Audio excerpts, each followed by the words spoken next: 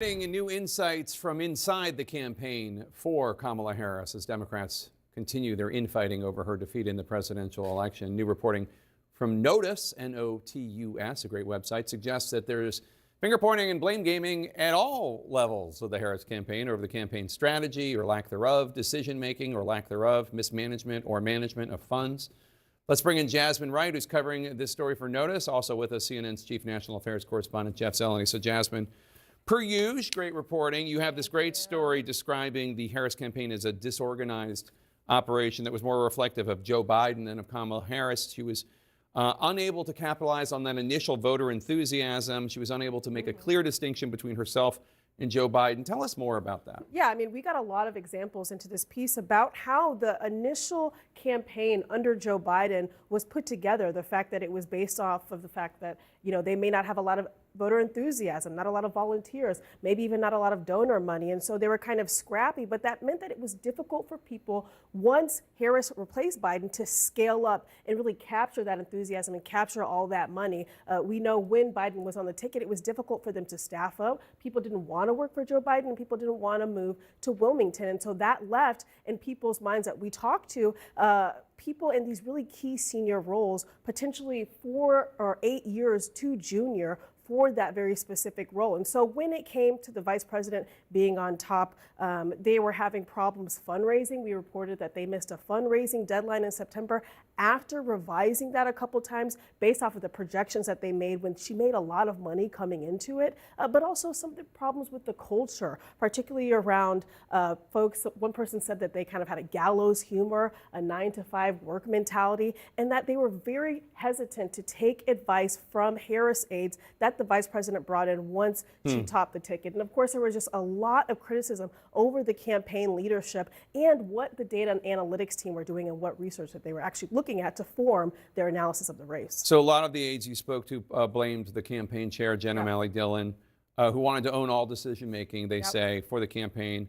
At Biden's request, you write, Harris largely kept his pre-existing campaign infrastructure, as you just noted, including keeping O'Malley Dillon instead of bringing in her own campaign manager.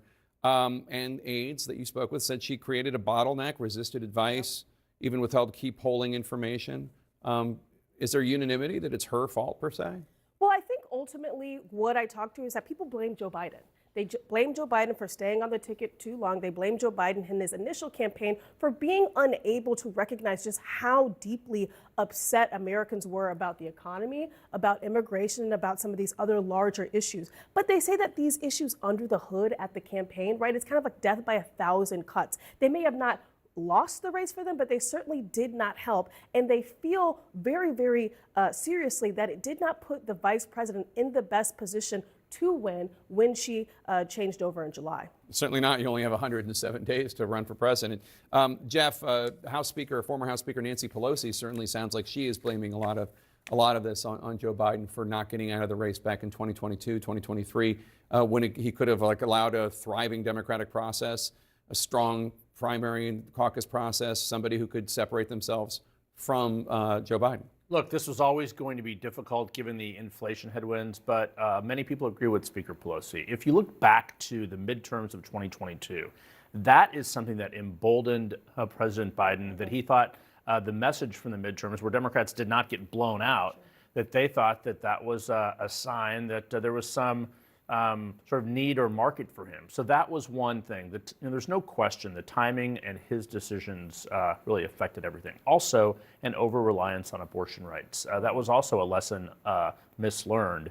A variety of people we've talked to said because it was so successful in 2022, they thought that this was the thing that would really overtake inflation in the economy. It simply didn't. But with young voters in particular, that remains kind of a mystery to this. Just 1% in each of the 3 blue wall states, if you will, in some of these college towns would have made a difference and did not appeal to young voters. So look, this failure has 1,000 fathers. There's no doubt. You have to give some of the blame to Vice President Harris, but certainly much more to President Biden. But you also know, Jasmine writes in her reporting, some of the aides say Harris was unable to capture and channel voters' anger. And it's the same point that Bernie Sanders raised.